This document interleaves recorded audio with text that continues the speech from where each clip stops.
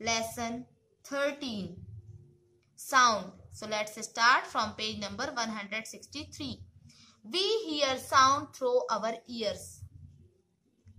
हम किसी भी साउंड को सुन सकते हैं किस माध्यम से? हमारे कानों के माध्यम से, ठीक है। The shape of the outer part of the ear is like a funnel.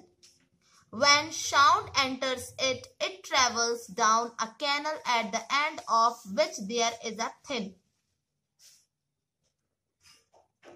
stretched membrane. It is called the eardrum. It performs an important function. To understand what the eardrum does, let us build a tin can model of the eardrum. तो year के outer part का shape funnel जैसा होता है, ठीक है। जब sound इसमें एंटर करता है तो ये एक कैनल से गुजरती है। कैनल मीन्स नलिका, जिसके सिरे पर एक पतली सी झिल्ली मीन्स मेम्ब्रेन, ठीक है, दृढ़ता से स्ट्रेच्ड मेम्ब्रेन होता है, ठीक है, थिन स्ट्रेच्ड मेम्ब्रेन, दृढ़ता से वहां तनी हुई होती है, तो इसे ईयर ड्रम कहते हैं।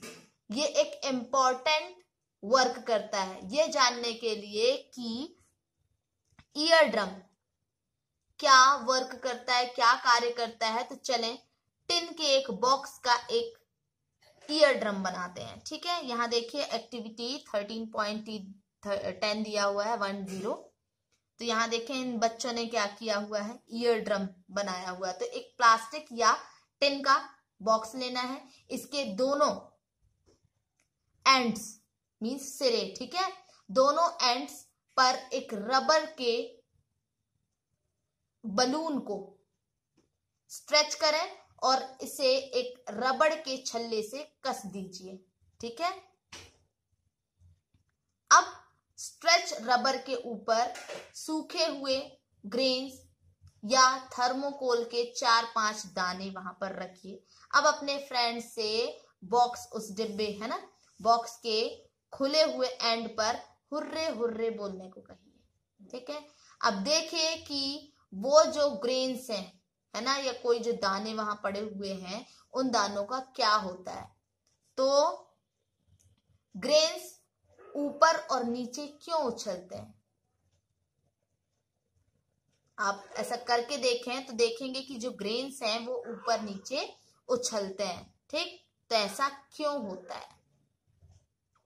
तो ईयर ड्रम एक स्ट्रेच रबड़ की सीट के समान होता है।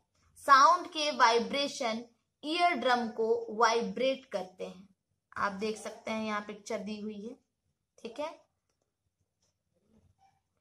ईयर ड्रम वाइब्रेशन को इनर ईयर तक भेज देता है और वहां से सिग्नल्स को ब्रेन तक भेज दिया जाता है। तो इस प्रकार से हम साउंड को सुनते हैं, ठीक है।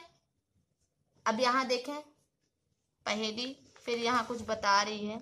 ईयर ड्रम ये दिए हुए हैं, देख सकते हैं, ठीक है। ये इनर ईयर है, ये ईयर ड्रम है, ओके। तो हमें कभी भी अपने ईयर्स में कोई नुकीली, तीखी या हार्ड वस्तु, है ना, नहीं डालनी चाहिए। ये ईयर ड्रम को क्षति पहुंचा सकती है, ठीक है, डैमेज कर सकता है, जिससे सुनने की शक्ति कम हो सकती है, ठीक है। अब नेक्स्ट है amplitude, time period, amplitude, time period and frequency of a vibration. Vibration का एम्पलीट्यूड मीन्स आयाम, टाइम पीरियड मीन्स आवर्तकाल और फ्रीक्वेंसी मीन्स आवृत्ति। तो हम जानते हैं कि किसी ऑब्जेक्ट का बार बार इधर उधर मूव करना वाइब्रेशन कहलाता है, ठीक है। मोशन, फ्रो मोशन मीन्स आगे पीछे होना, इधर उधर होना, ठीक है, वो क्या कहलाता है, वाइब्रेशन कहलाता है। तो इस मोशन को ऑक्सीलेटरी मोशन कहा जाता है, ठीक है। इस मोशन को ओसिलेटरी मोशन कहा जाता है, मीन्स दोलन गति भी हम कहते हैं। तो आप प्रीवियस क्लासेस में ओसिलेटरी मोशन और उसके टाइम पीरियड के बारे में पढ़ चुके हैं। तो पर सेकेंड होने वाले ऑसिलेटरी की संख्या को ऑसिलेटरी की फ्रीक्वेंसी भी कहते हैं। द नंबर ऑफ ऑसिलेशन पर second is called the frequency of oscillation. ठीक है, तो फ्रीक्वेंसी को हर्ट्ज में मेजर किया जाता है। इसका सिंबल है HZ, आप देख सकते हैं यहां सिंबल दिया हुआ है HZ। ठीक है, हर्ट्ज। तो हर्ट्ज फ्रीक्वेंसी एक ऑसिलेशन प्रति सेकंड के बराबर होती है। यदि कोई ऑब्जेक्ट एक सेकंड में 20 ऑसिलेशन कंप्लीट करती है तो इसकी फ्रीक्वेंसी क्या होगी। साउंड प्रोड्यूस करने वाले ऑब्जेक्ट को देखे बगैर भी आप अनेक साउंड्स को पहचान सकते हैं। ये कैसे संभव हो पाता है?